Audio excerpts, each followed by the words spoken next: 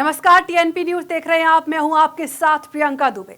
शाम के 5 बज चुके हैं। वक्त है 5 बजे की 5 बड़ी खबरों का। सबसे पहले बात करेंगे पीएम नरेंद्र मोदी और फ्रांस के राष्ट्रपति मैक्रो की मुलाकात का। दूसरी खबर में बात होगी आईएसआई कनेक्शंस में हुई गिरफ्तारी की। तीसरी खबर में हम बात करेंगे यूपी में मनरेगा के मुद्दे पर गरमाई सियासत की। और चौथी खबर में बात होगी बाल सुधार गृह की सुरक्षा को लेकर, क्यों इस पर सवाल उठ रहे हैं। और पांचवी यानी आखिरी खबर में बात करेंगे बिहार की, जहां अब खुले में मांस की बिक्री पर रोक लगा दी गई है।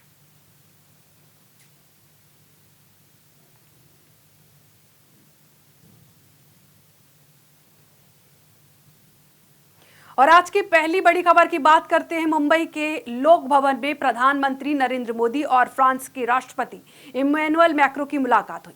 फ्रांस के राष्ट्रपति मैक्रो 3 दिवसीय दौरे पर भारत पहुंचे हैं।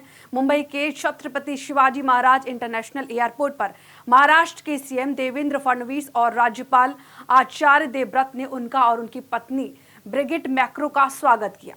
फ्रांस के राष्ट्रपति 17 से 19 फरवरी तक भारत के आधिकारिक दौरे पर रहेंगे। मैक्रो की चौथी भारत यात्रा है और वो पहली बार मुंबई आए हैं। ये यात्रा प्रधानमंत्री नरेंद्र मोदी की फ्रांस यात्रा के 1 साल बाद हो रही है। तो प्रधानमंत्री और फ्रांस के राष्ट्रपति इमैनुअल मैक्रो के बीच होने वाली मीटिंग में 114 Rafale Hammer missile deal final हो सकती है।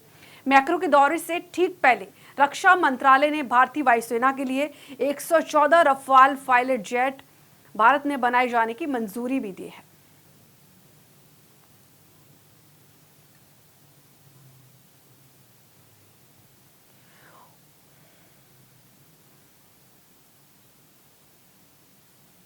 और इसी खबर पर ज्यादा जानकारी के साथ हमारे कंसल्टिंग एडिटर गोविंद ठाकुर जी हमारे साथ जुड़ चुके हैं। गोविंद जी, 1 साल पहले प्रधानमंत्री भी फ्रांस के दौरे पर गए थे और आज खुद वहां के राष्ट्रपति यहां पर पहुंचे हैं मुंबई में।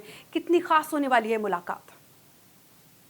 प्रियंका, देखिए, आज की जो मुलाकात हुई है और अब आगे होने जा रही है, उसमें फ्रांस और भारत के लिए एक बहुत ही मायने रखता है। ये दो पक्षीय जो बातचीत हुई है और जो लोक भवन में उस पर प्रधानमंत्री नरेंद्र मोदी और इमैनुअल मैक्रो के साथ में उसमें भारत के साथ साथ फ्रांस के रक्षा सौदे पर सबसे अधिक फोकस किया गया है।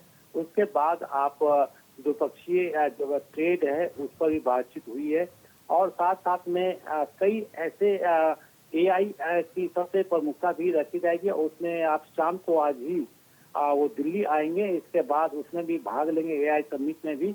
तो बहुत सारी ऐसे द्विपक्षीय बातचीत में हुआ है जो कि भारत के लिए और फ्रांस के लिए, दोनों के लिए एक मायने रखता है। खासकर भारत की बात देखें तो भारत अब रक्षा सौदे में एक तरह से आत्मनिर्भरता की ओर बढ़ती चली जा रही है। वैसे में इन्हें और राफेल पर को लेना है, जो कि हमें अफ्रीका, माफ कीजिएगा, फ्रांस के साथ बातचीत वो लगभग हो चुकी है। उसमें कई राफेल को रखा जाएगा और उसमें जो रक्षा मंत्रालय है उन्होंने ये बात साफ साफ कह दी है कि हम अब भारत में ही फ्रांस के सहयोग से राफेल का उत्पादन करेंगे और उसके साथ साथ में जो हैमर जो मिसाइल है उसको भी राफेल के साथ साथ में तो राफेल और हैमर को दोनों साथ एक साथ यूज किया जाएगा, जिसके लिए हैमर की भी जो अब यहाँ पर बनाने के लिए रखा गया है, जिससे टेक्नोलॉजी जो होगी वो सारे के सारे फ्रांस की होगी और यहाँ रहकर, इंडिया में रहकर उसको बनाया जा सकता है। और साथ साथ पनडुब्बियां हैं, जो 3 पनडुब्बियां फ्रांस से लिए जाएंगे, जो कि पहले से ही 5 थे, अब 3 और 8 हो जाएंगे। जी ठीक है गोविंद जी, आपने बहुत ही महत्वपूर्ण जानकारी साझा की। तमाम जानकारी साझा करने के लिए शुक्रिया। और अब बात दूसरी बड़ी खबर की। मेरठ पुलिस ने लॉन्ग टर्म वीजा पर भारत आकर फर्जी दस्तावेजों के सहारे रह रही पाकिस्तानी नागरिक सवा फरहद को गिरफ्तार कर लिया है। आरोपी महिला पर अपनी बेटी के साथ मिलकर फर्जी पासपोर्ट बनवाने, बिना अनुमति विदेश यात्रा करने और देश की गोपनीय जानकारी सीमा पार भेजने जैसी कई संगीन आरोप लगे हैं। सूत्रों के मुताबिक सवा फरहद अपनी बेटी एनम के साथ मिलकर मेरठ में स्लीपर सेल बनाने में काफी सक्रिय थी। सवा वर्ष 1988 में फरहद मसूद से निकाह के बाद लॉन्ग टर्म वीजा पर भारत आई थी और पिछले 3 दशकों से बिना भारतीय नागरिकता के यहां पर रह रही थी। आरोप ये भी है कि उन्होंने पाकिस्तान में जन्मी बेटी ऐनब के साथ मिलकर फर्जी दस्तावेजों से भारतीय पासपोर्ट बनवाया और कई देशों की यात्राएं भी की। स्थानीय महिला रुखसाना की शिकायत पर यह जांच की गई। वोटर आईडी कार्ड और अन्य फर्जी दस्तावेज बनाए जाने के बाद पुलिस ने कार्रवाई की है। सवा फरहत ने किन देशों की यात्रा की है और क्या इन यात्रा के दौरान कोई संवेदनशील जानकारी भेजी गई है?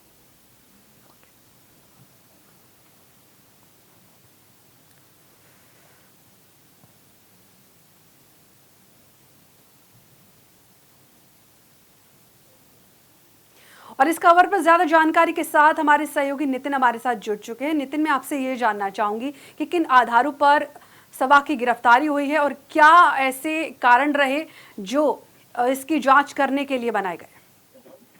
देखिए, बताया जा रहा है कि 1993 में ये जो महिला थी ये पाकिस्तान गई हुई थी और उसके बाद जब वो राजधानी जब वो मेरठ आती है तो उसके बाद फिर से उसकी शादी पाकिस्तान में होती है और वहां पर उसके जो बच्चे होते हैं वो उनको चुपके से यहाँ लेकर के आती है और उसके आधार पर वो यहाँ पर अपना जो वोटर आईडी कार्ड था वो भी अलग अलग नामों पर बनवाती है।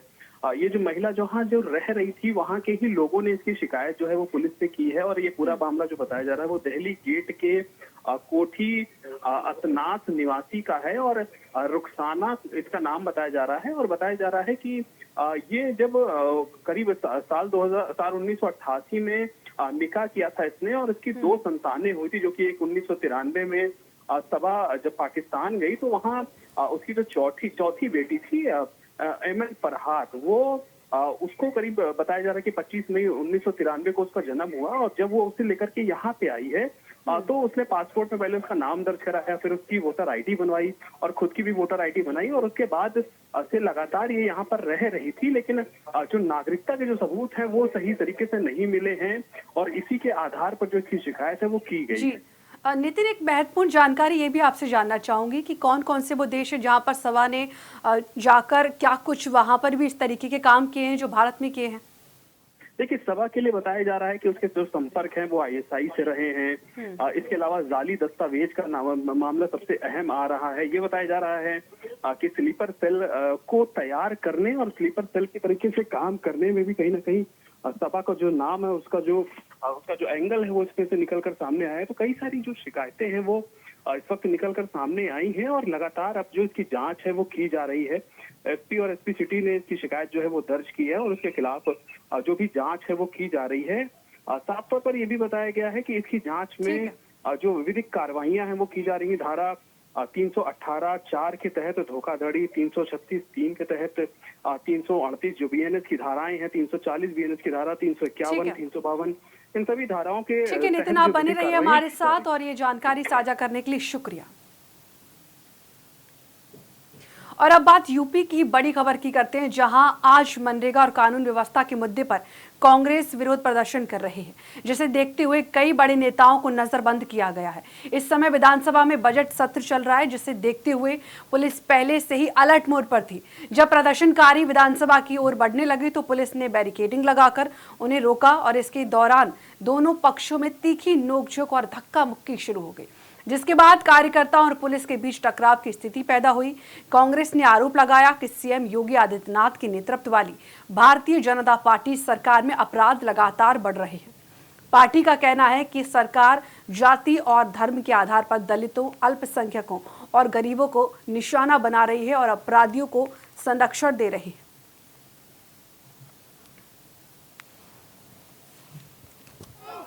मनरेगा की आवाज जो गरीब आदमी की, किसानों के, मजदूरों की आवाज है, इस कानून को जब तक सरकार वापस ले लेगी हम सरकार से इसी तरह से जवाब मांगते रहेंगे। आज हम उत्तर प्रदेश की विधानसभा का घेराव करने के लिए जा रहे हैं।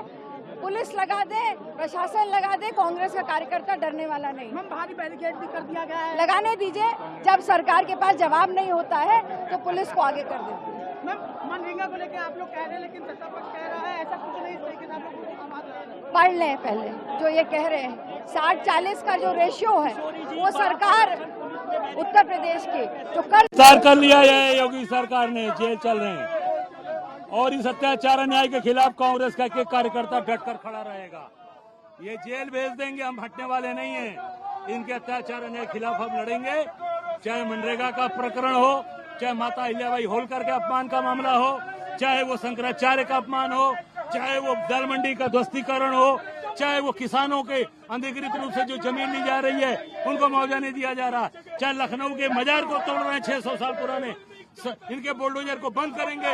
इनके अत्याचार के खिलाफ कांग्रेस का एक कार्यकर्ता, बब्बर शेर कार्यकर्ता सड़क पर उतरा है और इन सरकार का विरोध करेंगे। और इनके झूठ बोलने वाला योगी, ये जिसने पूरी तरीके इनकी टंकी बह रही है, कह रहे हैं वो पूरी तरीके से वो भ्रष्ट सरकार में फट गई है टंकी, फटी हुई टंकी को कह रहे बह रही है, झूठ बोल रही है। और हमारे सहयोगी नितिन हमारे साथ लगातार बने हुए हैं यूपी से। नितिन, मैं आपसे इस खबर पर यह जानना चाहूंगी कि वो कौन कौन से जिले थे जहां से नेता शामिल हुए प्रदर्शन में, और ऐसी क्या वजह रही जिसकी वजह से विपक्ष को प्रदर्शन करना पड़ा?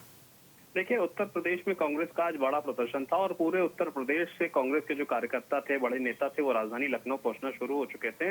लेकिन रात से ही बड़े नेताओं को नजरबंद करने की जो प्रक्रिया थी पुलिस की तरफ से की जा रही थी। आराधना मिश्रा मोना, अजय राय प्रदेश अध्यक्ष हैं, वो कई सारे जो कांग्रेस के सांसद हैं वो भी राजधानी लखनऊ पहुंचे हुए थे, उनको भी नजरबंद किया गया था, कार्यकर्ताओं को किया गया था। साफ तौर पर मनरेगा को लेकर के जिस तरह से सरकार की तरफ से उसका नाम बदला गया है, जी राम जी बिल किया गया है और उसमें जो मूलचूल परिवर्तन किए गए हैं, उसके विरोध में कांग्रेसियों का प्रोटेस्ट था कि इसमें अब मजदूरों का भी हनन होगा। इसके अलावा कानून व्यवस्था का अहम मुद्दा है। लगातार ये कहा जा रहा है कि उत्तर प्रदेश में दलितों और अल्पसंख्यकों के खिलाफ जो अपराध हैं वो बढ़ रहे हैं और वो योगी आदित्यनाथ की सरकार के कार्यकाल में बढ़ रहे हैं। इसके अलावा अगर देखा जाए तो शंकराचार्य का मुद्दा भी बहुत अहम है, क्योंकि लगातार अभिमुक्तेश्वरानंद का जो मुद्दा है वो देखने में मिल रहा है, जहां पर मुख्यमंत्री योगी आदित्यनाथ और अभिमुक्तेश्वरानंद की आपसी में जो जबानी जंग है वो भी देखने को मिल रही है। तो ये सारे जो प्रमुख मुद्दे थे, इन मुद्दों को लेकर के आज एक बार कांग्रेस को प्रोटेस्ट करना पड़ा है, सड़क पर उतरी है कांग्रेस। और कहीं ना कहीं एक बड़ा जो दमखम था वो कांग्रेस ने दिखाने का प्रयास किया इस प्रोटेस्ट के जरिए। हालांकि पुलिस ने उन्हें रोक दिया। विधानसभा घेराव नितिन, मैं आपसे ये भी जानना चाहूंगी कि क्या सरकार की तरफ से इस धरने पर कोई प्रतिक्रिया सामने आई है और क्या धरना अभी भी जारी है? नहीं, देखिए, धरना अब जारी नहीं है। पुलिस ने सभी को तितर-बितर कर दिया। पहले से ही तैयारियां की गई थी, बैरिकेडिंग्स की गई थी कि कहीं भी जो कांग्रेस, क्योंकि इनका विधानसभा को घेरने का आज का प्लान था और पहले से ही बताया भी गया था, तो उसकी तैयारी पूरी थी। और कांग्रेस कार्यालय से लेकर के विधानसभा के जो भी रास्ते हैं उन रास्तों पर बैरिकेडिंग और पुलिस जो थी वो सुबह से ही लगी हुई थी। तो कांग्रेस के कार्यकर्ता जैसे ही निकले, पुलिस के साथ थोड़ी बहुत उनकी धक्का मुक्की हुई। काफी हद तक जो पुलिस का बल प्रयोग था वो पुलिस ने किया और उसके बाद इन कांग्रेस कार्यकर्ताओं को रोक लिया है। ठीक है नितिन, आपने बहुत ही महत्वपूर्ण जानकारी साझा की। हमारे साथ जुड़ने के लिए शुक्रिया। और अब बात हमारी चौथी बड़ी खबर की, जहां पर हम बात करेंगे बिहार की। बिहार में खुले में मांस बिक्री पर अब सख्ती बढ़ा दी गई है। उप मुख्यमंत्री विजय कुमार सिन्हा ने चेतावनी दी है कि अगर सड़क किनारे खुले में मांस बेचते हुए पकड़े जाने पर कड़ी और ठोस कार्रवाई की जाएगी। सदन की कार्रवाई के बाद मीडिया से बातचीत के दौरान उन्होंने स्पष्ट किया कि केवल वैध लाइसेंसधारी दुकानदारों को ही मांस बेचने की अनुमति होगी और बताया गया कि कई जिलों में खुले में बिक्री हो रही है, जिस पर अब प्रशासन सख्त निगरानी रखेगा और नियमों का उल्लंघन न करने पर कार्रवाई की जाएगी। शहरात बंदोबस्ती नीचे करो ना यार। किसी भी तरह का 100 वाहन और किसी तरह का टैक्स राजस्व भूमि सुधार विभाग या नगर विकास विभाग नहीं लेगा। ये हमने आज विधान परिषद में घोषणा किया। और दूसरा कि कोई भी ओपन सड़क पर मांस नहीं बेचेगा, किसी के भावना को आहत नहीं करेगा। नियम के अनुकूल जिसको लाइसेंस मिला है उसका उल्लंघन करने वाले पर सख्त कार्रवाई होगी। और इसी खबर पर ज्यादा जानकारी के साथ अनीश हमारे सहयोगी फोन लाइन पर जुड़ चुके हैं। अनीश, मैं आपसे ये जानना चाहूंगी कि वो कौन सी ऐसी गड़बड़ियां थी, ऐसी क्या वजह रही जिसके बाद उप मुख्यमंत्री को ऐसा कदम उठाना पड़ा, और क्या रोक के बाद अभी भी ये लगातार इस तरीके की चीजें सामने आ रही है? देखिए प्रियंका जी, मैं बता दूं आपको कि मुख्यमंत्री जो विजय कुमार सिन्हा जी है, उप मुख्यमंत्री, उन्होंने जब दरभंगा और मधुबनी की यात्रा की थी उस समय उनको रोड पर जो है वो खुले में मांस बिकते हुए दिखा था। उसके बाद उनसे कई लोग जो है वो संपर्क स्थापित किए। कई जगह उनका जो भूमि विवाद को लेकर के जो बैठक होती थी उसमें भी ये मुद्दा जो है वो उठाई गई थी। उसके बाद जो है वो उप मुख्यमंत्री के द्वारा सदन में इस बात को कही गई और जो है तमाम अधिकारी जो संबंधित है उनको भी यह बात कही गई। सभी जिले के जिला पदाधिकारी को भी इसका निर्देश दिया गया कि अब जो है वो खुले में मांस जो है वो नहीं बिकेगी। खुले में मांस बेचने वाले लोगों के ऊपर जो है वो कार्रवाई की जाएगी। वो भी कार्रवाई कैसी, तो सख्त कार्रवाई और कड़ा रुख अपना करके कार्रवाई की जाएगी। जी हाँ, ठीक है अनीश, ये तमाम जानकारी साझा करने के लिए शुक्रिया। और अब बात पांचवी यानी बड़ी खबर की, जहां पर जम्मू के आरएसपुरा में बाल सुधार गृह में सुरक्षा में बड़ी चूक देखने को मिली।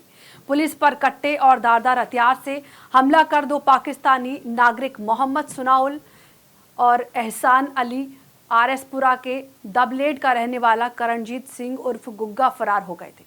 तीनों लंबे समय से यहां बंद थे और गंभीर मामले में उनकी संलिप्तता थी। इस सुरक्षा चूक पर डीजीपी नलिन प्रभात ने मौके का दौरा कर लापरवाही के आरोप में 6 पुलिसकर्मियों को निलंबित कर दिया है।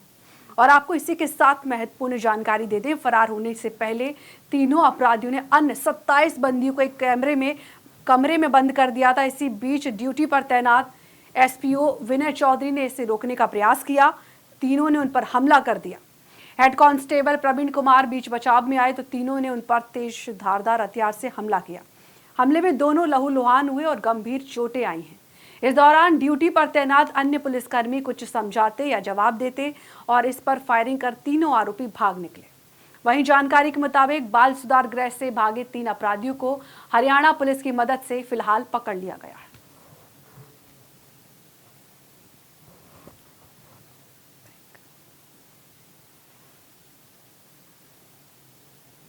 बात करते हैं गरियाबंद की, जहां नगरपालिका क्षेत्र में संयुक्त खाते की भूमि पर अनधिकृत निर्माण को लेकर प्रशासन पर सवाल उठ रहे हैं। बिलासपुर निवासी सुनिधि गुप्ते का आरोप है कि सह खातेदार ने उनकी अनुमति के बिना भवन निर्माण कार्य शुरू कर दिया, जबकि प्रारंभिक चरण से ही उन्होंने लिखित आपत्तियां दर्ज कराई थी।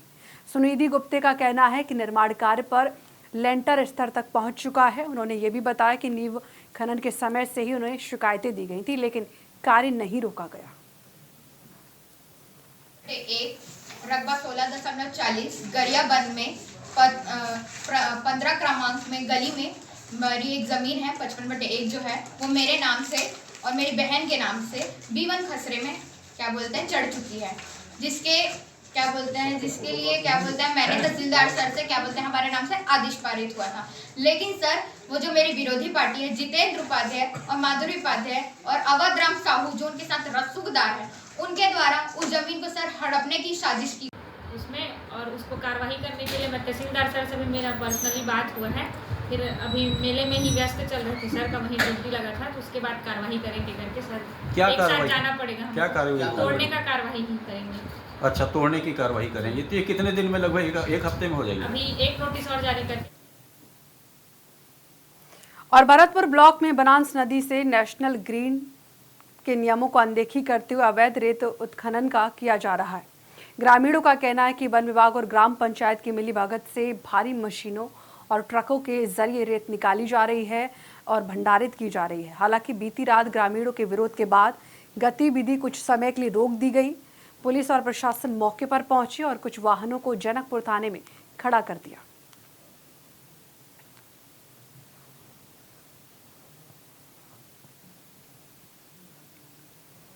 और अब खबरों में बात करते हैं सुकमा की, जहां एक महिला समेत 22 माओवादियों ने आत्मसमर्पण कर दिया। सुरक्षा बलों और शासन की पुनर्वास नीति के चलते माओवादियों को बड़ा झटका लगा है। माओवादियों को प्रोत्साहन राशि के रूप में 50-50 हजार रुपए दिए गए हैं। अधिकारियों के मुताबिक सुरक्षा बलों के सफल ऑपरेशन, नए कैंपों की स्थापना और अंदरूनी क्षेत्रों के विकास कार्यों की बढ़ती पहुंच से माओवादी संगठन का प्रभाव कमजोर हो रहा है। 17 फरवरी 2026 को जिला सुकमा पुलिस के समक्ष 22 नक्सलियों ने आत्मसमर्पण किया है, जिसमें 21 पुरुष एवं 1 महिला नक्सली सम्मिलित हैं। ये मुख्य रूप से पिद्दा, बुड़कल, आगपीसी, वेडमा आगपीसी, मोरपल्ली, गुंडेगास, गोगुंडा इन क्षेत्रों में सक्रिय हैं। जिला सुकमा पुलिस और अर्धसैनिक बल CRPF के द्वारा लगातार संचालित किए जा रहे हैं। और दुर्ग जिले में चाकूबाजी की घटनाएं थमने का नाम नहीं ले रही हैं। महाशिवरात्रि पर मायके एक महिला पर उसके ही मोहल्ले के युवक ने कटर से हमला कर दिया। घटना इंदिरा नगर इलाके की है, जहां आरोपी ने महिला पर कई बार वार किए, जिससे वो गंभीर रूप से घायल हो गई। उससे निजी अस्पताल में फिलहाल भर्ती करा दिया गया है। एएसपी मनीष शंकर चंद्रा ने बताया कि विवाद के बाद आरोपी मौके से फरार हो गया था, जिससे पुलिस ने बालोद से गिरफ्तार कर लिया।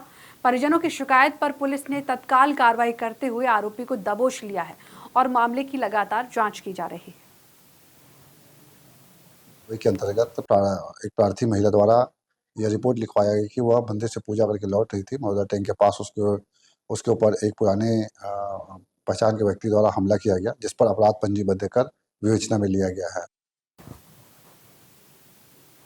और फिलहाल खबरों में इतना ही। लगातार देखते रहिए TNP न्यूज़। नमस्कार।